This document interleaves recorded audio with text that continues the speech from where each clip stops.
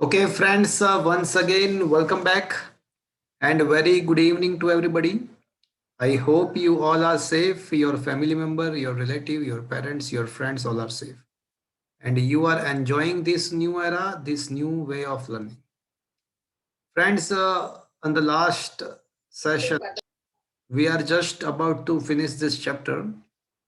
ચાક ગતિશાસ્ત્ર આપણે ભણી રહ્યા છીએ અને ઓલમોસ્ટ ફિનિશિંગ પર છે.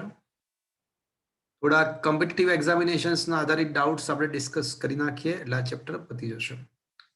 મિત્રો આ ઉપરાંત બાયોલોજી વાળા સ્ટુડન્ટ્સ આઈ હોપ કે બાયોલોજીના સ્ટુડન્ટ્સ જે છે એ નીટની બુક પણ સાથે સાથે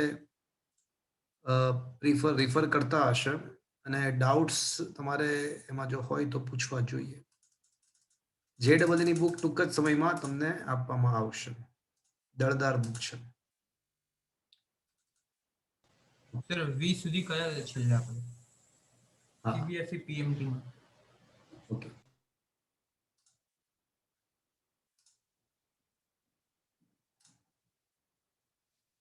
ચલો tell me your doubts from the AI triple E. ચલો કોઈને પૂછવું છે મિત્રો? સર એઆઈ ટ્રિપલ આખું પૂરું થઈ ગયું હતું. હા, નો ડાઉટ, નો વરી. એને પહેલા છતાં પણ કોઈને કંઈ પૂછવું છે આગળના ક્વેશ્ચન્સમાંથી કંઈ? Anybody wants to ask any doubts from the previous questions? Anything else?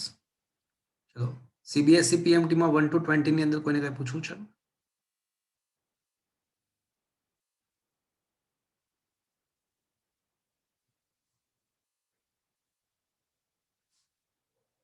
ચલો PMT 1 to 20, anybody wants to ask any questions?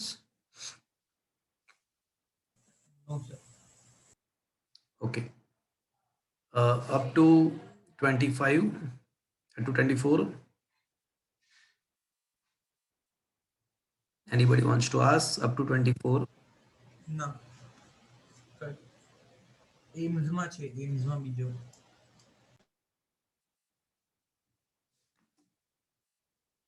Sir AIIMS second.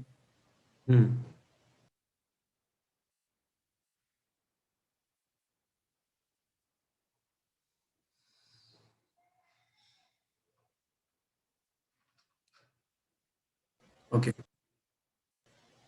Sir આમાં ચેપ્ટર 10 નો ઉપયોગ થાય? હા, થોડો ઘણો છે. ઓકે.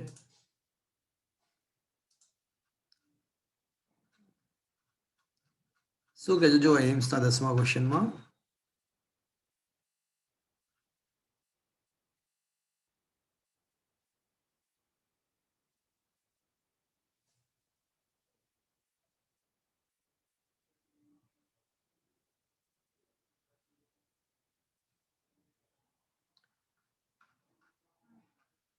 જો આમાં સોલ્યુશન ખાસું આપ્યું છે આમાં એમ્સના 10મા ક્વેશ્ચનમાં, પણ છેલ્લે એવું સાબિત કર્યું છે કે જે ઊંચાઈ પ્રાપ્ત થાય છે ને એ આપણે આ સૂત્ર સીધું સ્વીકારીશું, ક્યારેક સમય હશે તો આપણે સાદુરૂપ આપીશું. જે ઊંચાઈ પ્રાપ્ત થાય છે એ ω²L/2g જેટલું હોય છે. આની સાબિતી આખી સંકલનથી આપી શકાય એવું છે.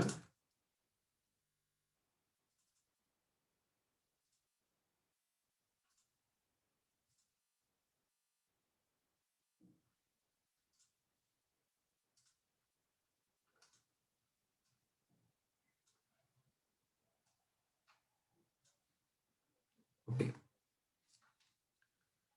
તો મિત્રો જો ક્વેશ્ચન શું છે સમજો. સમાન આડછેદ ધરાવતી કાચની નળીને આકૃતિમાં દર્શાવ્યા પ્રમાણે ભ્રમણ કરવામાં આવે છે. એટલે આ 3 નળીઓ છે અને વચ્ચેથી આ રીતે ઝૂમ ઝૂમ ઝૂમ ભ્રમણ કરાવવામાં આવે છે અને અચળ કોણીય ઝડપથી સમગ્ર તંત્રને ચાક ગતિ કરાવીએ છીએ. તો મિત્રો આમાં સૂત્ર સાબિત કર્યું છે કે જે ઊંચાઈ પ્રાપ્ત થશે એ ઊંચાઈ ω²L/2g સમીકરણનું પાલન કરશે. તો ω²L²/2g આની સાબિતી એ લોકોએ આપેલી છે. એટલે જો આમાં વસ્તુ એવી છે, સીધી વસ્તુ એવી છે કે તમે જ્યારે આમ ભ્રમણ કરશો ને તો કેન્દ્ર ત્યાગી બળ લાગે, એટલે આ બધું જે પ્રવાહી છે ને આમ દૂર જવાનો ટ્રાય કરે, એટલે આ જે ભાગ છે ને એ નીચે ઉતરશે, બાકીની બે જોડીમાં ઉપર ચડશે. પણ બાકીની બંને ભાગમાં ઉપર ચડશે. હવે ક્યાં વધારે ઉપર ચડે, તો આમ તો તમે થોડું વધારે વિચારો ને તો તમને ખ્યાલ આવી ગયા છે કે જેટલું દૂર હશે ને નળી, જેટલો ભાગ દૂર હશે ને એટલું વધારે કેન્દ્ર ત્યાગી બળ લાગે. એટલે બી માં વધારે ઉપર ચડશે. હા, એટલે બી માં વધારે, એટલે એચ એ નું મૂલ્ય, આ એચ એટલે કોની સાપેક્ષે ખબર છે? આ વચ્ચેની જે સપાટી છે ને એની સાપેક્ષે આ કેટલું ઉપર જશે એની વાત છે.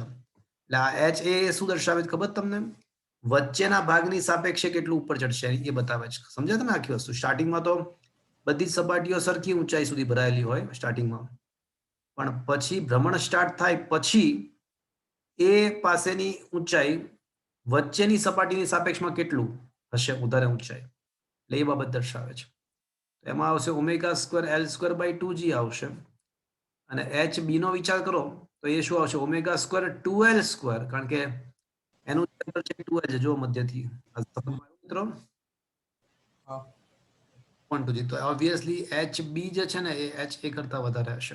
અને આમ તમે લોજિકલ તમે વિચારો ને તો જેટલું અંતર વધારે હોય એટલું કેન્દ્ર ત્યાગી બળ વધે, એટલે એ સપાટી વધારે ઉપર આવે. Is that clear? હા sir. Is it understood? Yes sir. Sir આમાં ઓપ્શન કયો આવશે? તો આમાં આમ તો એ ઓપ્શન સાચો આવે, એ ઓપ્શન સાચો આવે આમ તો.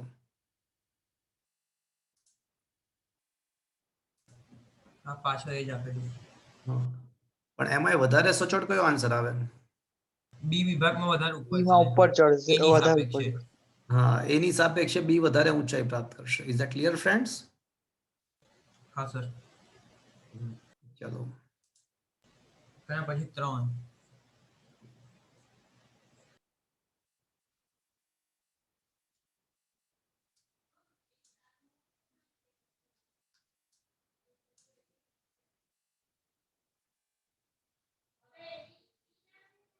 ઓકે, ત્રીજો ક્વેશ્ચન શું છે? આકૃતિમાં દર્શાવ્યા પ્રમાણે એક ઘન નક્કર ગોળો શબ્દ આવ્યો મિત્રો, 2/5 mr સ્ક્વેર. એટલે એટલો શબ્દ સાંભળીને તમને જડત્વની ચાક માત્રાની ઈચ્છા લખવાની થાય 2/5 mr². ઓકે, હા. પણ હવે શું છે જરાક એ પણ જોઈ લઈએ આપણે.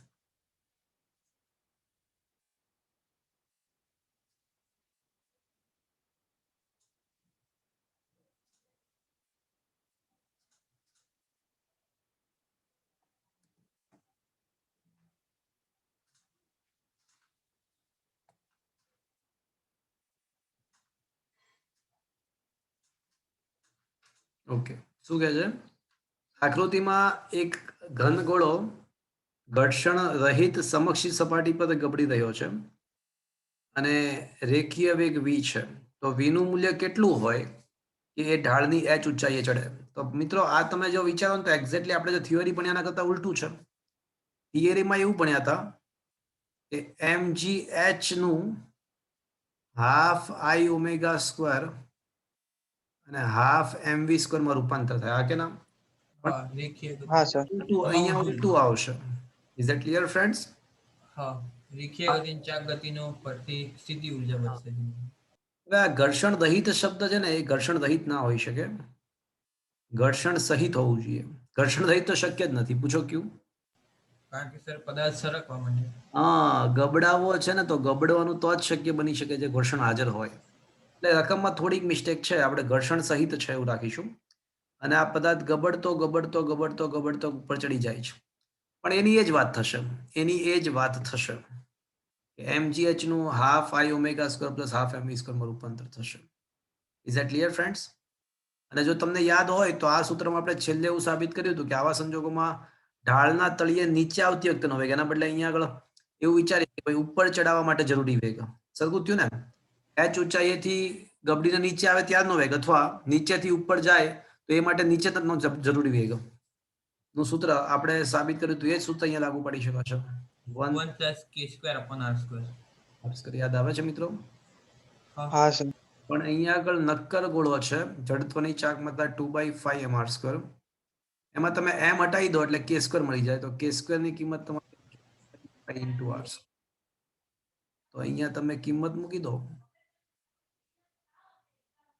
2gh 1 પ્લસ k સ્ક્વેર ના બદલે 2/5 r સ્ક્વેર કેન્સલ થઈ જશે, તો બાકી રહેશે 5 ને 2 7 ભાગ્યા 5 ઉપર 5 જશે એટલે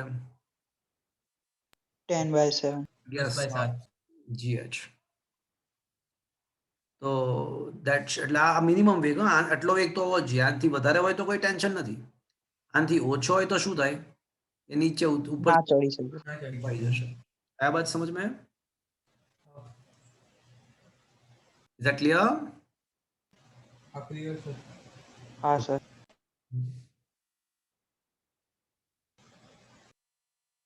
ચાલો પછી તો એના પછી 5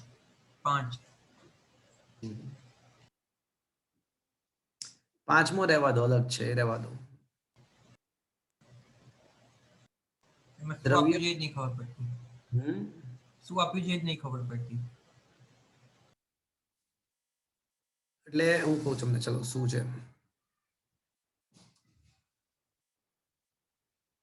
જો, શું કહે છે,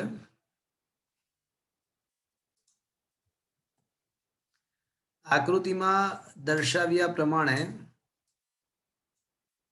જમીનની સપાટીને લંબરૂપે રહેલી દિવાલની સાથે એક નિસરણી ગોઠવેલી છે. દિવાલની સપાટી તથા જમીનની સપાટી ઘર્ષણ રહિત છે. તો ઘર્ષણ રહિત હોય તો ડેફિનેટલી શું થવા લાગશે,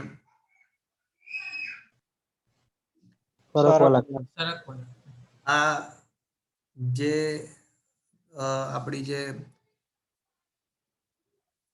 આપણી જે નિશાની છે એ ફટાફટ નીચે આવવા લાગશે, કારણ કે ઘર્ષણ રહિત છે. માની લો કે આ દિવાલ છે, આ જમીન છે, અને માની લો કે આ આપણી નિશાની છે. અત્યારે આનું દ્રવ્યમાન કેન્દ્ર એક્ઝેક્ટ વચ્ચે હશે, હા કે ના? હા આ ભાગ નીચે આવશે અને આ ભાગ આમ ખસશે. હા સર. તો થોડા સમય પછીનો તમે વિચાર કરો ને, થોડા સમય પછીનો વિચાર. જો અત્યારે તો આ જે લંબાઈ છે એ 56.1 દેખાય છે મિત્રો, હા 56.1 mm. ને અહીંયા આગળ કોઈ જગ્યાએ દ્રવ્યમાન કેન્દ્ર હશે, ત્યાં આગળ 28 સમથિંગ આવશે મિત્રો. હા હા. આ 56 થયું, બરાબર. હવે દ્રવ્યમાન કેન્દ્ર જે છે ને 28 પર આવશે. ઓકે મિત્રો, હા તો હવે છે ને મિત્રો, માની લો કે નિશાની થોડી અહીંયા પહોંચી છે, તો મારે ક્યાં સુધી 56 જવું જોઈએ, ત્યાં અટકાવી જોઈએ, બરાબર ને મિત્રો? હમ. સૌથી પહેલા મસ્ત કામ થઈ ગયો, એક સારી વસ્તુ છે.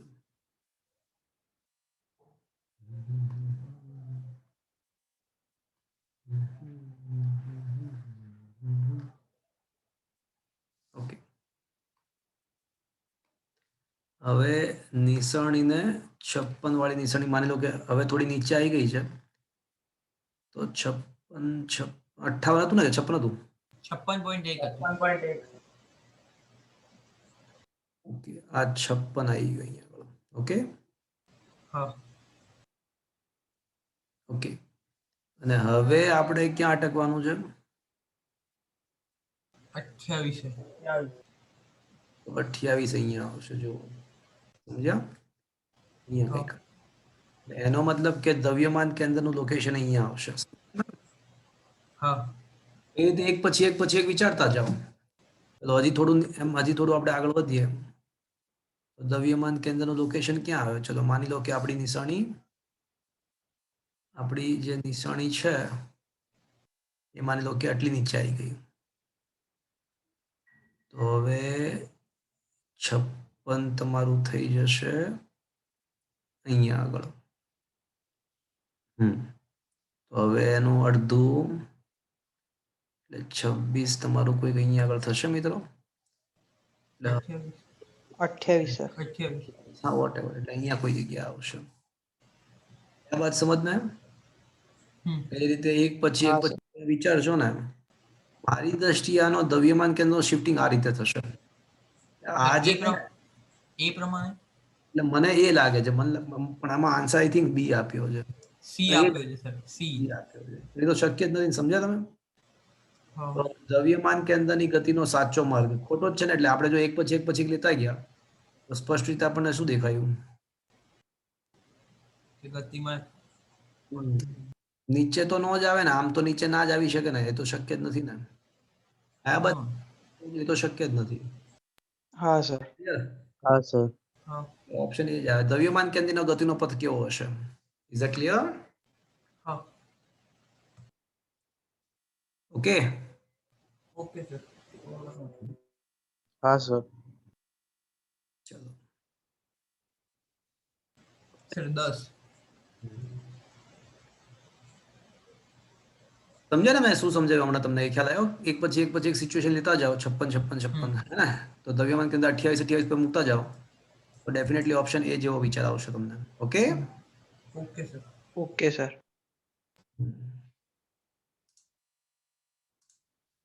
ચલો પછી 10. 10 ઓકે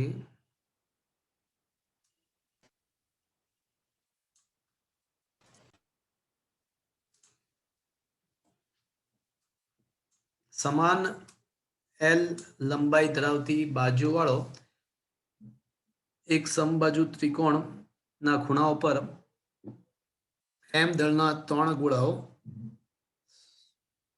ગોઠવેલ છે તો આ ત્રિકોણાકાર તંત્રની ત્રિકોણની કોઈ એક બાજુને અનુલક્ષીને જડત્વની ચાક મજાક કહેવાય આ તો મજાક કહેવાય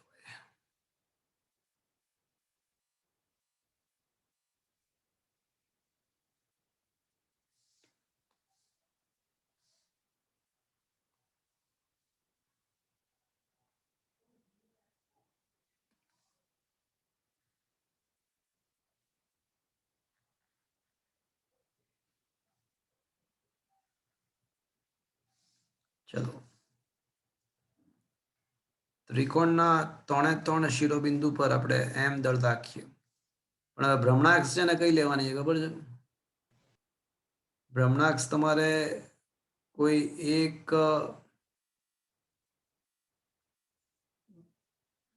એક એની ત્રિકોણની લંબાઈમાંથી પસાર થવી જોઈએ તો કોઈ એક લંબાઈમાંથી પસાર થતી ભ્રમણાક્ષનો વિચાર કરો આવડી ભ્રમણાક્ષનો તો આ જે બે દ્રવ્યમાન છે ને એ તો ભ્રમણાક્ષ પર જ આવી ગયા તો એના માટે જડત્વની ચાક મતલબ શું આવે 0 થઈ જાય 0 થઈ જાય તો ખાલી એક જ બાકી રહે એટલે એનું મારે શું કરવું પડે લંબ અંતર શોધવું લંબ અંતર શોધી નાખવાનું.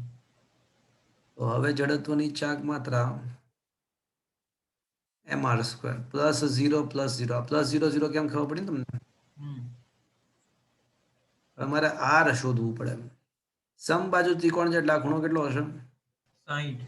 60 બાજુની લંબાઈ l છે આકૃતિ પરથી સ્પષ્ટ જ છે કે sin 60 બરાબર શું થશે મિત્રો R/L r/l તો r બરાબર કેનાય છે l into sin 60 હા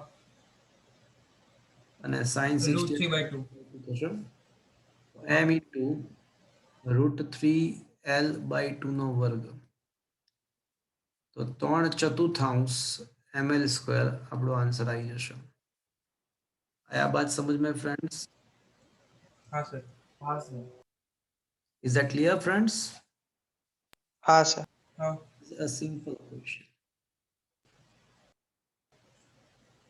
સર એક પેલા વિધાન અને કારણમાં એક ડાઉટ છે.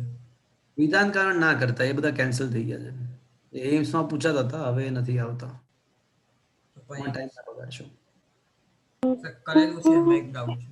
હા બોલો ચલો સર 17.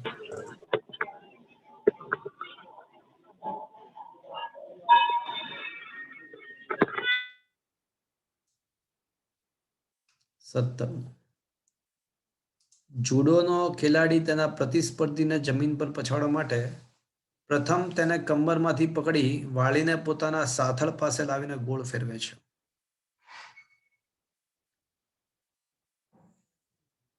જ્યારે વળેલા પ્રતિસ્પર્ધીનું દળ ખેલાડીના સાથળ પાસે આવે ત્યારે પછાડવા માટે ઓછા બળની જરૂર પડે.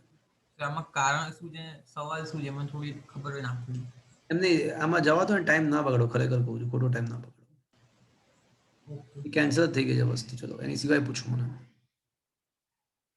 ચલો અન્ય સ્પર્ધાત્મક બોલો. એમાં બે નંબર.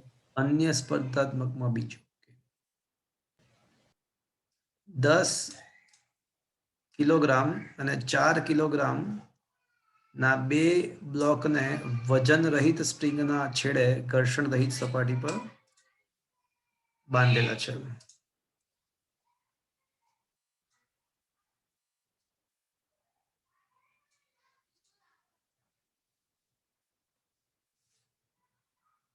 જો મોટા બ્લોકને બળ આપતા તે નાના બ્લોક પર તરફ 14 મીટર પર સેકન્ડના વેગથી ગતિ કરે તો દ્રવ્યમાન કેન્દ્રનો વેગ કેટલો? તો મિત્રો શું લખ્યું છે સમજીએ. 10 કિલોગ્રામ અને 4 કિલોગ્રામના બે બ્લોકને સ્પ્રિંગના છેડે ગોઠવ્યા છે.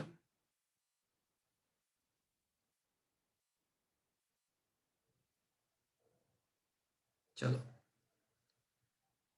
હવે એવું કહે છે કે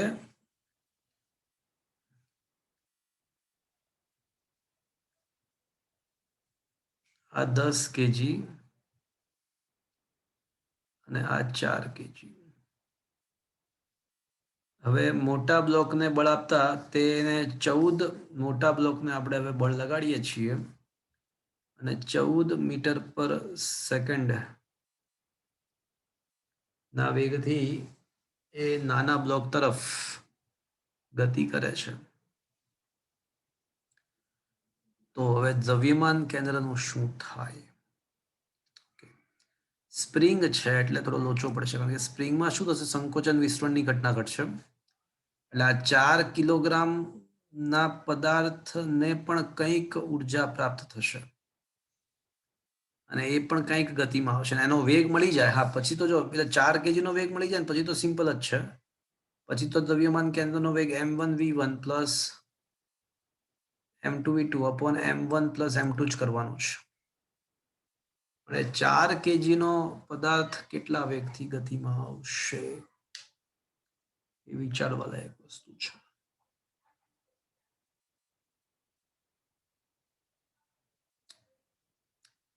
આમાં એવું વિચારી શકાય કે આ 14 મીટર પર સેકન્ડનો વેગ છે અને 10 કિલોગ્રામનો પદાર્થ છે.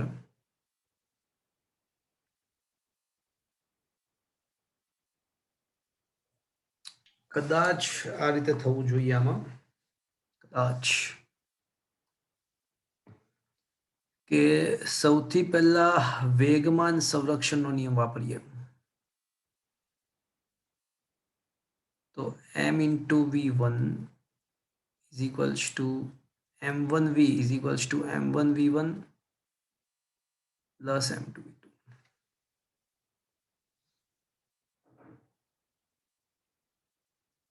તો પતી ગયું ને? તો પતી ગયું, કારણ કે m1v1 plus m2v2 જ mv છે ને m into v તો 140 થશે અને 140 ભાગ્યા 14 એટલે 10. જો 10 આવે છે આન્સર મિત્રો? Let me check. 10 આવે છે? 10 જ આવે છે, 10 જ આવે. એટલે પતી ગયો ક્વેશ્ચન બહુ ફટાફટ. બાકી હું તમને કહું શું કહેવા માંગતો હતો. ખાસી ચર્ચા કરવા માંગતો હતો પણ ચર્ચાની જરૂર ના પડી ફોર્ચ્યુનેટલી.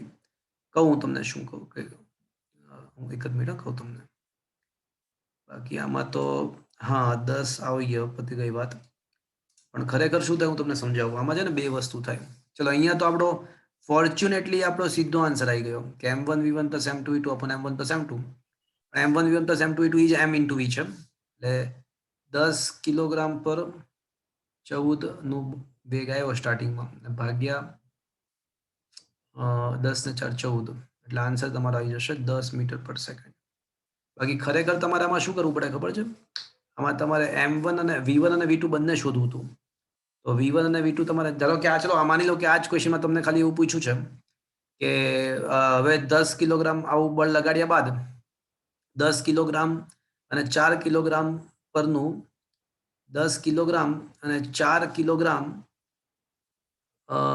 ના વેગ કેટલા હશે એટલે V1 અને V2 પૂછ્યા છે ધારો કે તો તમારે શું કરવું પડે સૌથી પહેલા વેગમાન સંરક્ષણનો નિયમ વાપરવો પડે m1v is equals to m1v1 plus m2v2 હવે m1 જે છે ને એ 10 છે અને વેગ 14 છે is equals to 10v1 plus 4v2 એટલે આ સમીકરણ નંબર તમારું 1 થયું આ વેગમાન સંરક્ષણનો નિયમ વાપર્યો. હવે બીજી વાત ઉર્જા સંરક્ષણનો નિયમ વાપરવાનો અહીંયા ઘર્ષણ નથી જો ઘર્ષણ રહિત સપાટી છે એટલે સૌથી પહેલા ઓલો જે 10 કિલોગ્રામનો વેગ છે ને એ ગતિ ઉર્જા છે એની પાસે એટલે એ ગતિ ઉર્જા સૌથી પહેલા સ્પ્રિંગની સ્થિતિ ઉર્જામાં કન્વર્ટ થાય અને પાછી સ્પ્રિંગની સ્થિતિ ઉર્જાનું પાછો બંનેની ગતિ ઉર્જામાં રૂપાંતર થાય એટલે half m1 v square is equals to half m1 v1 square plus half m2 v2 square આ સમીકરણ નંબર 2. સર આમાં એક ડાઉટ છે તમે આમાં જે કીધું કે આપણે એક બાજુથી બળ લગાડીએ તો એ જે ગતિ ઉર્જા છે એનું ઓલી બાજુથી બીજા બ્લોકની ગતિ ઉર્જા અને સ્પ્રિંગની જે સંકોચન ઉર્જા સ્થિતિસ્થાપક ઉર્જા બંનેમાં સાથે કન્વર્ટ ના થાય.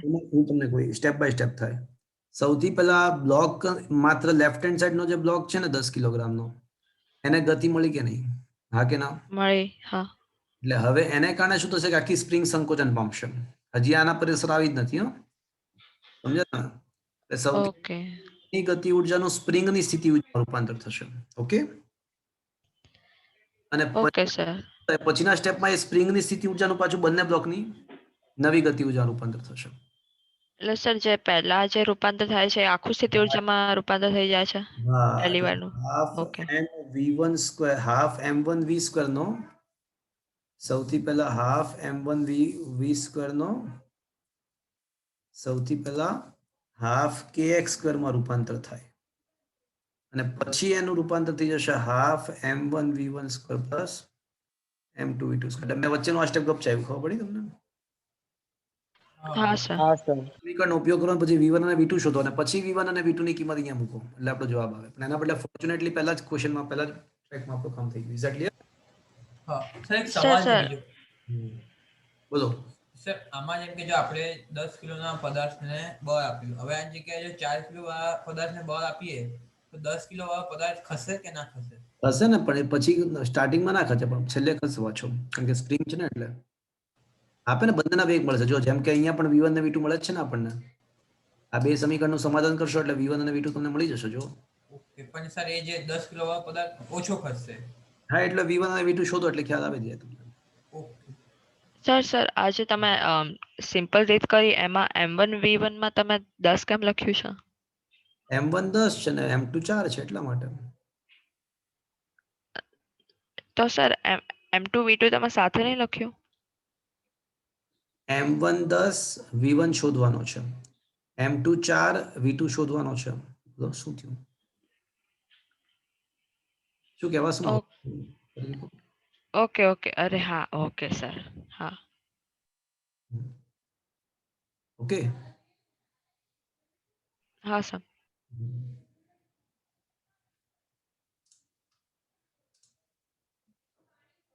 ચલો હવે પૂછો ચલો અન્ય સ્પર્ધાત્મક લાસ્ટ કોલ સર એમાં હવે સુધી છેલ્લો 13 નંબરનો એમાં થઈ ગયું 13 અને સર 7 નંબર હા 7 નંબર 7 સાત. 7 7 ઓકે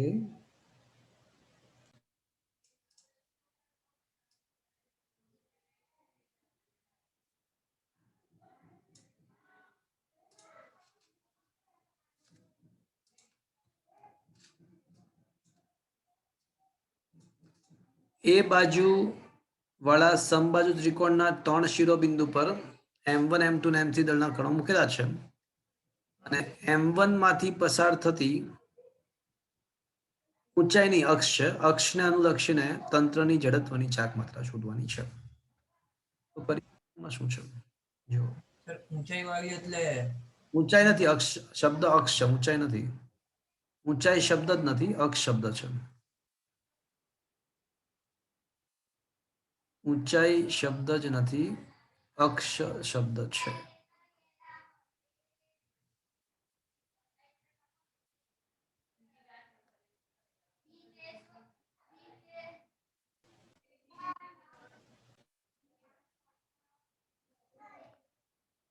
અને એ અક્ષ છે ને તમને આપવી પડે, ત્યાં સુધી ક્વેશ્ચન ના થાય. સર M1 એટલે આ રીતે આપેલી છે, એટલે આકૃતિ ઇનશોર્ટ આપવી પડે તો સોલ્વ થાય. ચલો, તો M1 ની પોતાની જડત્વની ચાક માત્રા કેટલી આવી જશે? 0. 0 નો વર્ગ. ચલો, M2 કેટલા અંતરે હશે?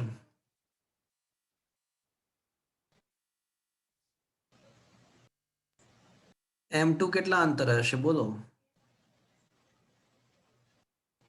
ભ્રમણાક્ષથી કેટલા લંબ અંતરે હશે?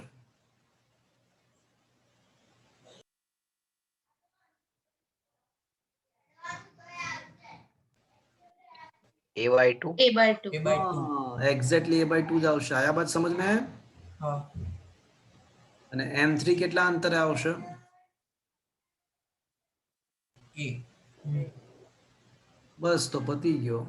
M2 into A²/4 plus M3 into A², તો A² કોમન લઈ લો,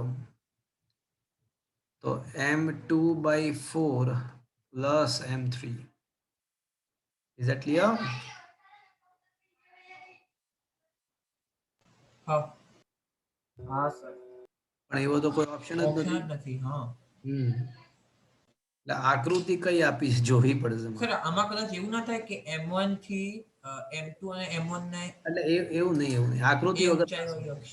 હા, આકૃતિ વગર સોલ્વ ના થાય. કયો ક્વેશ્ચન છે? હા, સર M1 ની સામે વાળી દિશાની ઉપર ઊંચાઈની એવી રીતે અક્ષ પૂછ્યું. એટલે આકૃતિ વગર. અચ્છા, ઓકે મિત્રો, આવું છે. ચલો, એટલે આ જે ભ્રમણાક્ષ છે ને એ આ સમતલમાં નથી. ભ્રમણાક્ષ આ સમતલને લંબ રૂપે છે. તો હવે વિચાર કરો, તો પછી M2 અને M3 બંને કેટલા અંતરે હશે? આ ભ્રમણાક્ષ તમારી તરફ આવી રહી છે. ભ્રમણાક્ષ Z અક્ષ છે મિત્રો, વિચારો, આમ નથી. તો પછી મિત્રો M2 થી અને M3 થી બંનેથી ભ્રમણાક્ષનું લંબ અંતર એ જ થશે મિત્રો. Can you imagine the situation? હા સર, એ તો હા એ જ થશે ને. સર ફરી કોને એકવાર? એટલે આ ભ્રમણાક્ષ છે ને એ આ સમતલમાં નથી, સમતલને લંબ રૂપે છે. એટલે M1 માંથી પસાર થાય છે, પણ સમતલને લંબ રૂપે પસાર થાય છે. હું બતાવી નહીં શકું આકૃતિમાં, કારણ કે ત્રિપરિમાણીય થાય. પણ તમે એક કામ કરો ને, તમે તમારા મોબાઈલમાં એક પેન રાખી દો, બિંદુ M1 પાસે લંબ રૂપે પેન ગોઠવો અને જુઓ કે M2 અને M3 બંને ભ્રમણાક્ષથી કેટલા લંબ અંતરે છે. A. સમબાજુ ત્રિકોણની લંબાઈ લીધી. શું કહો છો? એ જ એ જ આવશે. Is it clear? એટલે આપવી પડે આકૃતિ. એટલે એવું લખવું જોઈએ તો પછી ક્વેશ્ચન M1 માંથી પસાર થતી અને સમતલને લંબ એવી અક્ષ, એવું આપવું પડે. સમજ્યા? એવું રકમ આપવું પડે તો પછી આવી જાય. તો પછી કયો આન્સર આવશે? M2 + M3 × S². શું જવાબ શું આપ્યો છે?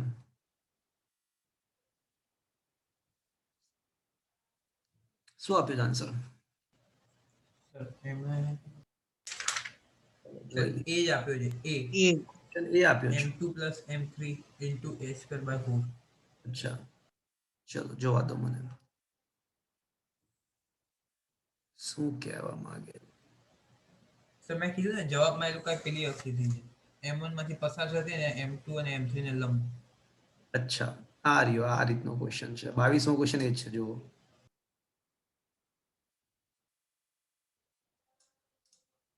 ખ્યાલ આવી ગયો. એટલે ઇન શોર્ટ બધું શેના ઉપર આધારિત છે?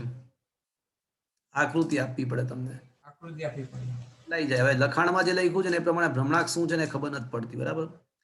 એટલે આપણે આપણી પ્રમાણે અર્થઘટન કરતા જઈએ તો ગમે તે અલગ અલગ આન્સર આવતા જાય. માની લો કે હવે એક નવી અક્ષ વિચારીએ, M1 માંથી પસાર થાય છે અને M2 અને M2 અને M3 ને લંબ દુભાગે છે એવું ધારી લઈએ. ચલો આ રીતે. ચલો સમજ્યા? હવે જો આ ત્રીજી હા તો હવે વિચારો. ચલો હવે બંને માટે M2 અને M3 a/2 a/2 આવશે. હા હા કે ના? તો a²/4 કોમન, તો વળી પાછું M2 + M3 એટલે આવી શકે જે રીતે ક્વેશ્ચન, એટલે ઇન શોર્ટ તમને છે ને કન્ફ્યુઝન નહીં આપે.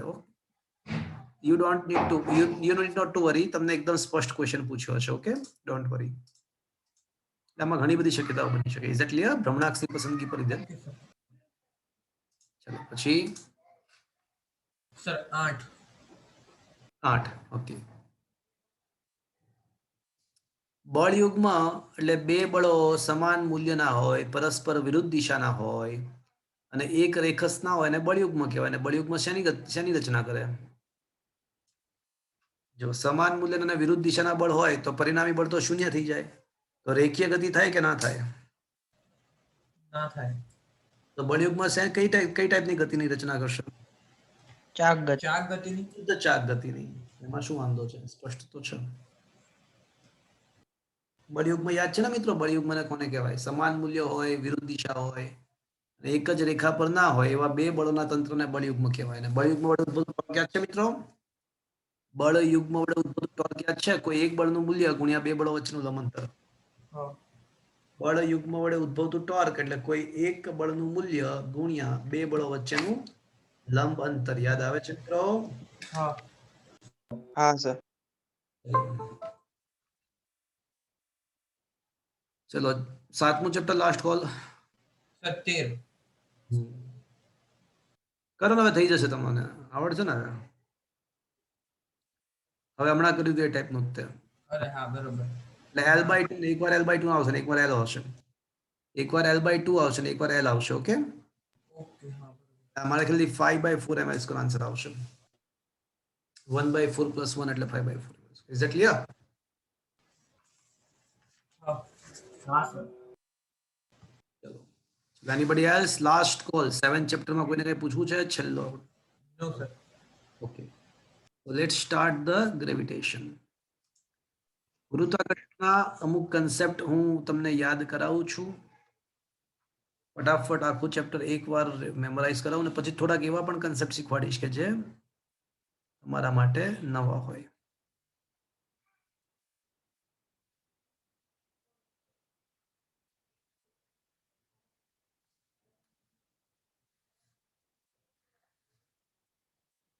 ઓકે, તો મિત્રો આપણને ખબર છે કે બે દ્રવ્યમાન વચ્ચે લાગતું ગુરુત્વાકર્ષી બળ નું સૂત્ર GM F/r² છે. હા સર. પણ યાદ રાખો, આ માત્ર ત્યારે જ સાચું, માત્ર બિંદુવત પદાર્થ માટે જ સાચું. ગમે ત્યારે તમને બે પદાર્થ આપ્યા હોય તો મચી નહીં પડવાનું. Gm1m2/r² મચી નહીં પડવાનું. એ માત્ર બિંદુવત પદાર્થો માટે જ સાચું છે. અથવા પદાર્થને કણ તરીકે લઈ શકીએ, કણ સ્વરૂપમાં લઈ શકાય તો જ સાચું છે. હવે ક્વેશ્ચન એવો થાય કે સાહેબ એવું ના હોય તો? જેમ કે IIT-માં એક ક્વેશ્ચન પૂછ્યો હતો, તો F બરાબર I/m, જ્યાં I એટલે ગુરુત્વીય તીવ્રતા. આ જે સૂત્ર છે ને એ બધા જ પ્રકારના સિચ્યુએશનમાં સાચું. આ બધા જ પ્રકારની સિચ્યુએશનમાં સાચું.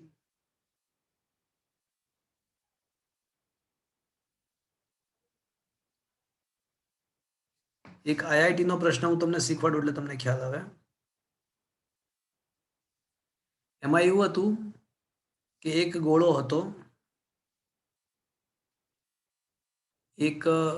હતો, અને એની નીચે એક તકતી રાખવામાં આવી હતી.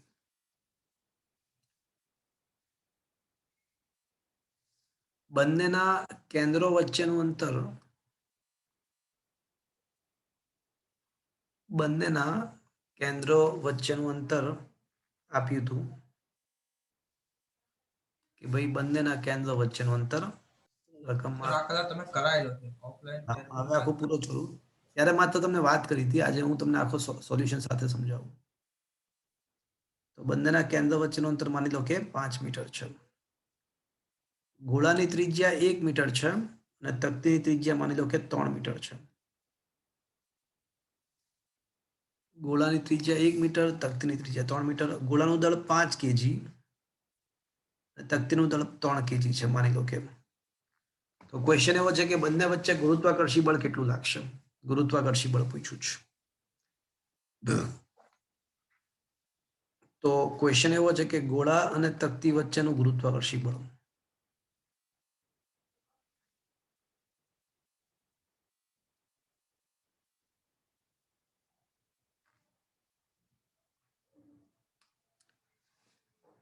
મિત્રો 12મા ધોરણમાં તમને એવું શીખવાડવામાં આવશે કે ગોળો હોય ને તો ગોળાની બહારના બિંદુ માટે તો ગોળો છે ને જાણે કે બિંદુવત છે તેમ વર્તે એટલે ગોળો તો છે ને એ બિંદુવત પદાર્થ તરીકે વર્તવા લાગશે એની બહારના બિંદુ માટે પણ તકતી બિંદુવત તરીકે ના વર્તે એટલે ગોળો છે ને જો તકતી ગોળાની બહાર છે બરાબર એટલે તકતીના સંદર્ભમાં વિચારીએ તો ગોળાની બહારનું બિંદુ થયું અને બહારના બિંદુ માટે ગોળો છે ને એ બિંદુવત પદાર્થ તરીકે વર્તે એટલે ગોળો તો બિંદુવત થઈ ગયો પણ તકતીનું શું તો 12મા ધોરણની અંદર તમને એ પણ શીખવાડવામાં આવશે જો કે 12મા ધોરણમાં ખાલી તમને છે ને વિદ્યુત શાસ્ત્રના સંદર્ભમાં શીખવાડવામાં આવશે પણ એ જ વસ્તુ ગુરુત્વાકર્ષણ માટે પણ લાગુ પડે તમને 12મા ધોરણમાં એવું શીખવાડવામાં આવશે બતાવું તમને ચલો બતાવી જ દઉં ચલો આપણી પાસે છે જ ને ઓપ્શન્સ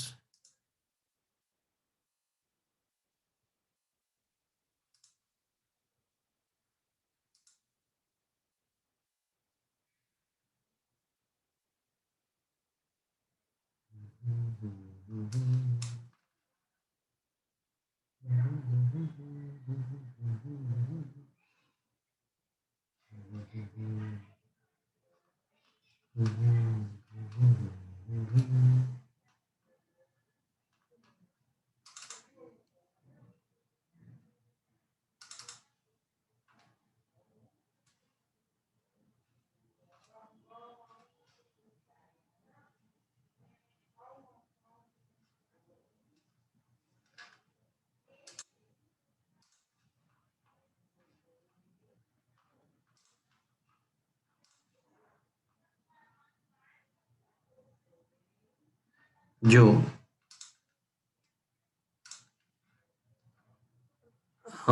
મિત્રો જો અહીં આગળ તમને તકતી માટે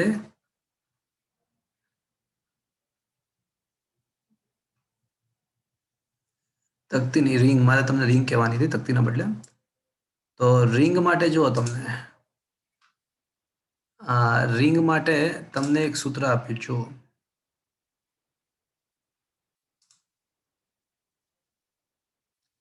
ઊંધું કરવું છે ને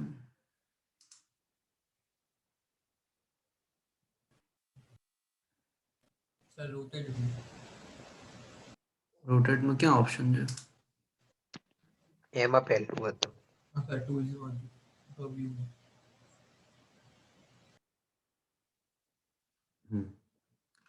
તો જો રિંગ ની અક્ષ પર વિદ્યુત ભારિત રિંગ વડે રિંગની અક્ષ પર વિદ્યુત ક્ષેત્રનું સૂત્ર કે ક્યુ આર જે આર એટલે અંતર છે કે ક્યુ આર અપોન કેપિટલ ત્રિજ્યા છે તો આ capital R square plus R square 3/2 આ વિદ્યુત ક્ષેત્રની તીવ્રતા છે હવે આ જ સૂત્ર જો ગુરુત્વાકર્ષણ માટે લાગુ પાડવું હોય ને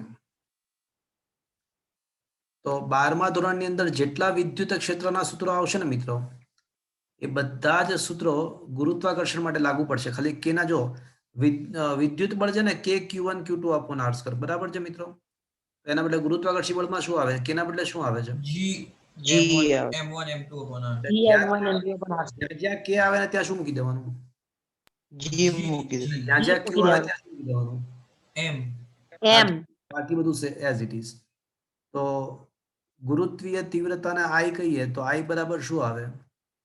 GMR. m અંતર r upon ત્રિજ્યાનો વર્ગ પ્લસ અંતરનો વર્ગ raised to 3/2. Is that clear, friends? Yes, sir. હા તો મિત્રો અહીંયા મારી મિસ્ટેક હતી, તકતી નહીં, પણ માની લો કે આ રિંગ છે, એટલે હું જે લખી રહ્યો હતો એમાં તકતીના બદલે આપણે માની લઈશું કે રિંગ છે.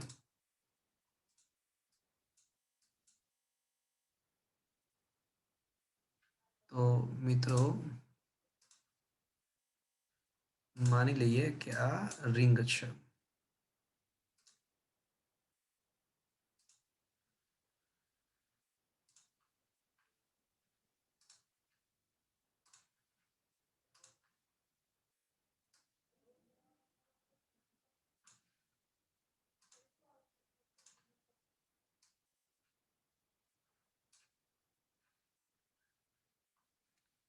અને આવા સંજોગોમાં માની લો કે રિંગનું દ્રવ્યમાન 3 kg ને ત્રિજ્યાની 3 મીટર છે.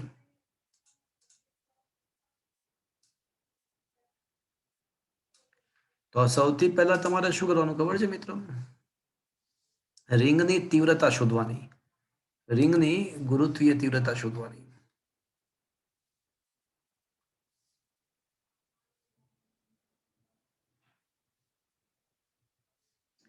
તો રિંગ વડે ઉદ્ભવતી ગુરુત્વીય તીવ્રતા કેટલી? G capital M into અંતર r upon r square plus a small r square raised to 3/2. G ની કિંમત 6.67 10⁻11. કેપિટલ M એટલે રિંગનું પોતાનું દળ, 3 રિંગનું પોતાનું દળ જે 3 kg છે. r એટલે રિંગથી જે બિંદુએ તમારે તીવ્રતા શોધવી છે તે બિંદુનું અંતર 5 જે 5 મીટર છે. સરળતા ખાતર માની લો ને આને 4 રાખી દઈએ આપણે, અને 4 રાખી દઈએ, 4 અને ભાગ્યા રિંગની ત્રિજ્યાનો વર્ગ પ્લસ અંતરનો, ત્રિજ્યાનો વર્ગ એટલે 3 નો વર્ગ પ્લસ 4 નો વર્ગ અને રેસ ટુ 3/2. 25 નો વર્ગ 25 નો વર્ગ એટલે નહીં, 25 5 નો વર્ગ ની 3/2 ઘાત, 5 નો વર્ગ ની 3/2 એટલે 5 નો ઘન થશે. 5 નો ઘન 125 એટલે આ તમારી ગુરુત્વીય તીવ્રતા છે ને મિત્રો, એ તમારી આ રીતે મળી જશે. અને એકવાર તમારી ગુરુત્વીય તીવ્રતા મળી જાય ને, એનો એકમ ન્યૂટન પ્રતિ કેજી છે, અને પછી તેમની વચ્ચેનું બળ F બરાબર Im. પણ હવે એમ કયું લેવાનું?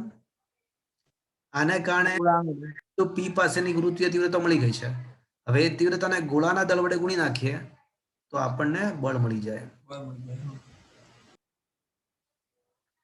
આ સમજ પડી મિત્રો? હા એટલે હા, સાહેબ સર. પેલું આપણે પેલું સૂત્ર ના વાપરી શકાય, બિંદુવત ગણીને ના, GM GM1 M2 upon R square ના વાપરી શકાય, એના વડે કંઈક અલગ જ આન્સર આવશે, ખોટો આન્સર.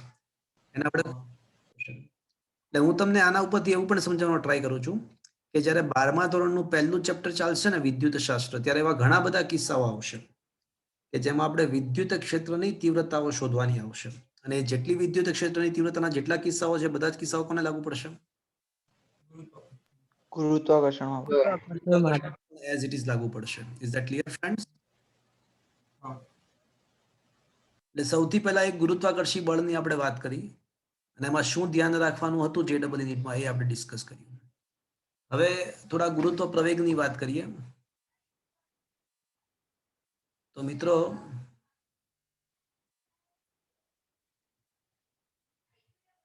ગુરુત્વીય પ્રવેગ,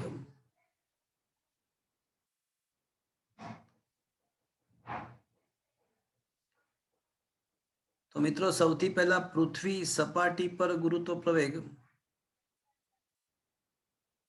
GME upon RE square. તો આપણને ખબર છે કે પૃથ્વીની સપાટી પર જો ગુરુત્વ પ્રવેગ વિચારીએ તો જમી કે ના જમી તેલ પીવા ગઈ, તો GME upon R square. આ તમને યાદ હોય તો 4/3 પાજી રો ઇન્ટુ RE પણ લખી શકાય. તો આ પૃથ્વી સપાટી પરની વાત થઈ.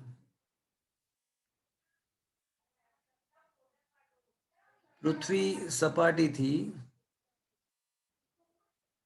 h ઊંચાઈએ એટલે કેન્દ્રથી અંતર કેટલું થશે મિત્રો? RE plus H. RE plus h.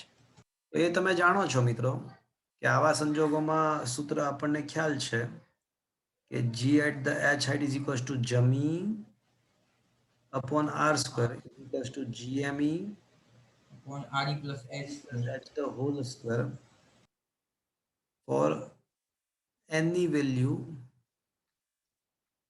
of h. પણ તમે એ પણ જાણો છો કે જો h is much much smaller than re હોય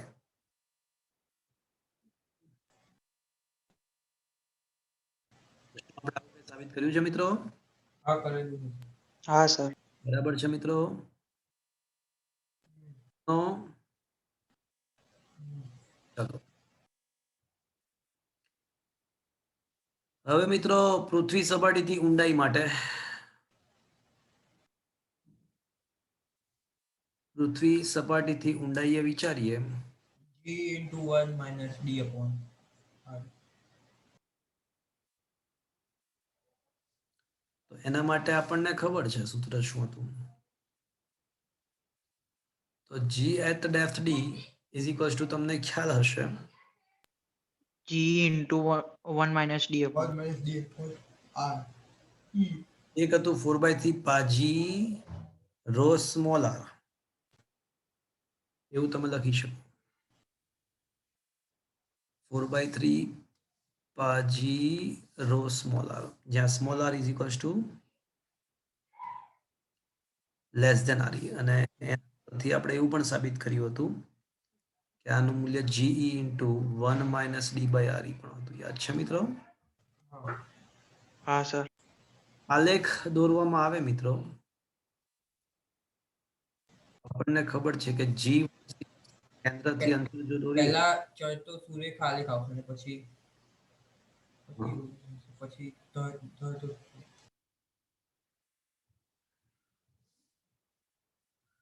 તો આપણને ખબર છે કે આલેખ કંઈક આ રીતનો મળે આપણને. હા કે ના મિત્રો? હા હા. કેન્દ્રથી સપાટી સુધી g ચલે છે અને સપાટી પછી તો g ચલે છે 1 upon r 1 upon square. R square. સપાટી પર ગુરુત્વ પ્રવેગ મેક્સિમમ હોય જ્યારે એક્ઝેક્ટ પૃથ્વીની સપાટી પર પદાર્થ હોય તો ત્યાંના ઉપર ગુરુત્વ પ્રવેગ મહત્તમ લાગે અને પૃથ્વીના કેન્દ્ર પર ગુરુત્વ પ્રવેગનું મૂલ્ય પણ શૂન્ય હશે. ચલો, ઇઝ ધેટ ક્લિયર ફ્રેન્ડ્સ? હા હવે મિત્રો આ ઊંચાઈ અને ઊંડાઈ સાથે તો ગુરુત્વ પ્રવેગમાં ફેરફાર થતા હતા એ તો આપણને ખબર હતી પણ મિત્રો એક નવી વાત એ છે કે પૃથ્વીના ભ્રમણને કારણે પૃથ્વીના ધરી ભ્રમણ પેલો કેન્સર ટોપિક કર્યો હતો એ. આ કારણે અક્ષાંશ મેં તમને ચલાવ્યો હતો ભલે કેન્સલ હતો પણ મેં તમને ચલાવ્યો હતો હમ. અક્ષાંશ સાથે જીમાં ફેરફાર તો એના માટેનું સૂત્ર મિત્રો આપણે જાણીએ છીએ કે g is equals to g minus re omega square cos square lambda અને અસરકારક ગુરુત્વ પ્રવેગ કહેવાય. g કોમન લઈ લો તો 1 minus re omega square cos square lambda by ge પણ લખી શકો. તો આ અક્ષાંશ સાથે ગુરુત્વ પ્રવેગના ફેરફારોનું સૂત્ર થયું. કોઈને યાદ છે મિત્રો કે વિષુવવૃત્ત માટે અક્ષાંશ શું થાય? 0 ડિગ્રી. વિષુવવૃત્ત માટે અક્ષાંશ યાદ છે કોઈને શું હતું?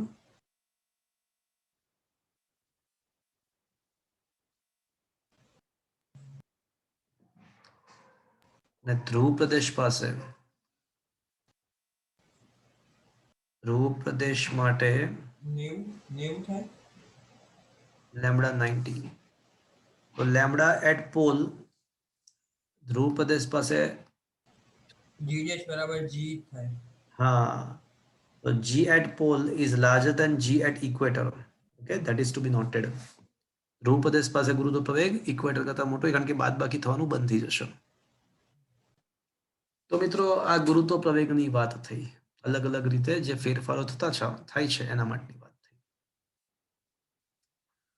ગુરુત્વીય તીવ્રતા આપણને ખબર છે મિત્રો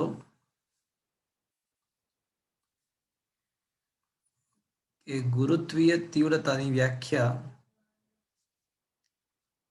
કે કોઈ બિંદુ પાસે લાગતા ગુરુત્વાકર્ષી એકમ દ્રવ્યમાન દીઠ લાગતા ગુરુત્વાકર્ષી બળને ગુરુત્વીય તીવ્રતા કહેવાય. તો આપણી જે દર્પણવાળી બુકમાં પણ તમે જે પેલું હમણાં કરાવે ને MCQ રીંગ વાળો એ હા. રીંગ વાળો તકતી વાળો સેમ આપેલું છે આકૃતિ સાથે. તેમાં આપ્યું છે આપણી જે MCQ વાળી બુક છે ને એમાં જ આપેલું છે. એમસીક્યુ વાળી બુક તમે જે કરાવો છો ને એ જ અત્યારે. અચ્છા, હોઈ શકે. તો ગુરુત્વીય સ્થિતિમાન તો મિત્રો અનંત અંતરેથી એકમ દળના પદાર્થને ગુરુત્વાકર્ષી ક્ષેત્રમાં લાવતા ક્ષેત્ર વિરુદ્ધ કાર્ય કરું છું. કરવું પડતું જે કાર્ય છે અથવા કાર્યના ઋણ મૂલ્યને ગુરુત્વીય સ્થિતિમાન કહેવાય. અને યાદ હશે ગુરુત્વીય સ્થિતિમાનને વી કહીએ. તો હું છે ને ગુરુત્વીય સ્થિતિમાનની સંજ્ઞા ફાઈ આપું છું. તો પૃથ્વી સપાટી માટે તમને યાદ હશે કે માઇનસ જમી અપોન આર ઈ એક્ઝેક્ટલી સપાટી પર અર્થની સપાટીને સામાન્ય સંજોગોમાં માઇનસ જીએમઈ અપોન આર. બીજો કોઈ પદાર્થ હોય તો એમઈ ના બદલે એમ આવે. ઓકે, આર માટે ગુરુત્વીય સ્થિતિ ઉર્જા. તો મિત્રો બે પદાર્થ હોય ને તો સ્થિતિ ઉર્જા સૂત્ર માઇનસ જીમાં અપોન આર થાય. Minus GM1 M2 upon R થાય ગુરુત્વીય સ્થિતિ ઉર્જાનું સૂત્ર. મિત્રો આપણે નિષ્ક્રમણ ઝડપ તો પૃથ્વી સપાટી પર સ્થિર અવસ્થામાં રહેલા પદાર્થ માટે નિષ્ક્રમણ ઝડપ √2 જમી upon r and that is also equals to 8/3. 11.2. હા, એટલે સાદું રૂપ આપો તો 11 પણ એમ ના બદલે 4/3 પાઈ આર ક્યુબ ઇન્ટુ રો કરીએ તો 4/3 પાઈ આર સ્ક્વેર રો ઇન્ટુ જી પણ થશે. અને આને આપણે √2 જીઈ ઇન્ટુ આરઈ પણ કહી શકીએ. 11.2 કિલોમીટર પ્રતિ સેકન્ડ આપણને મળ્યું હતું. Is that clear friends? હા સર. તો આ બધા અલગ અલગ સૂત્ર થયા નિષ્ક્રમણ વેગ. પણ કયા બધા માટે નહીં, એ માત્ર કોના માટે સાચું? પૃથ્વી સ્થિર અવસ્થામાં રહેલા પદાર્થ માટે જ સાચું. ત્યારબાદ તમને યાદ હશે તો ઉપગ્રહની વાત કરી હતી. તો ઉપગ્રહ માટે એનો કક્ષીય વેગનું સૂત્ર. તો ઉપગ્રહનો કક્ષીય વેગ તમને જાણતા હશો કે √GME અપોન આર થાય. અને આર ના બદલે આરઈ પ્લસ એચ પણ તમારે લખવું હોય તો લખી શકો, જો એ પૃથ્વી સપાટીથી એચ ઊંચાઈએ હોય તો. મિત્રો એની સ્થિતિ ઉર્જા, ગતિ ઉર્જા અને કુલ ઉર્જાના સૂત્રો પણ તમને યાદ હશે. ઉપગ્રહની સ્થિતિ ઉર્જા માઇનસ GMEM અપોન આર. આનું અડધું કરી નાખો ને તો કુલ ઉર્જા મળી જાય. અને એ કુલ ઉર્જાનું માઇનસનું પ્લસ કરી નાખો તો ગતિ ઉર્જા પ્લસ GMEM અપોન 2R અને કુલ ઉર્જા સ્થિતિ ઉર્જાનું અડધું કરો તો કુલ ઉર્જા મળી જાય minus GMEM upon 2R. Yes or no? અને આના પરથી જ કહી શકાય કે બંધન ઉર્જા અથવા નિષ્ક્રમણ ઉર્જા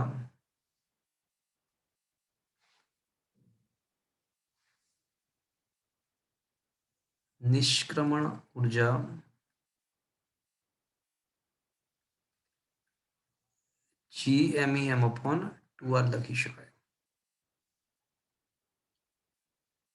મિત્રો આનો મતલબ એવો છે કે ઉપગ્રહ પાસે જેટલી ગતિ ઉર્જા છે ને એટલી જ વધારાની ગતિ ઉર્જા તમે આપી દો ને તો શું થાય? ઉપગ્રહ પાસે જેટલી ગતિ ઉર્જા છે એટલી જ વધારાની ગતિ ઉર્જા આપી દો તો શું થાય? એ નિષ્ક્રમિત થઈ જાય. નિશ્ચિત થઈ જાય. અને એવું પણ સાબિત કર્યું હતું કે ઉપગ્રહ માટે પણ ટી સ્ક્વેર એટલે 4 ક્યુબ તો સાચું જ છે. સાચું જ છે. કેપ્લરનું ત્રીજું. તો મિત્રો આ ગુરુત્વાકર્ષણના જે બેઝિક કન્સેપ્ટ્સ છે જે બધા એ ડિસ્કસ કર્યા. આવતા લેક્ચરની અંદર આપણે આ ચેપ્ટરના ગુરુત્વાકર્ષણના સારા MCQ સોલ્વ કરીશું. પણ તમે જ્યારે નેક્સ્ટ ટાઈમ આવો ત્યારે કમ્પલસરીલી તમારા લોકોએ 1 થી 50. આવો ત્યારે કમ્પલસરીલી તમારા લોકોએ ગુરુત્વાકર્ષણના 1 થી 80 ક્વેશ્ચન સોલ્વ કરી લાવવાના. ઓકે, એમાં ઓકે સર. પણ ડોન્ટ વરી, હું સોલ્વ કરાવીશ. 1 થી 80 ક્વેશ્ચન સોલ્વ કરી લાવજો. Okay friends, okay sir. તો આજનો સેશન ફ્રેન્ડ્સ અહીંયા આગળ આપણે ફિનિશ કરીએ છીએ. ફરી પાછા નેક્સ્ટ સન્ડે મળીશું. Thank you and good bye. Bye sir. Bye bye sir. Bye bye. Sir બુધવારે 8 વાગે હશે ને એક્ઝામ? હું તમને કેવડાવી દઈશ. Bye sir. Bye bye bye.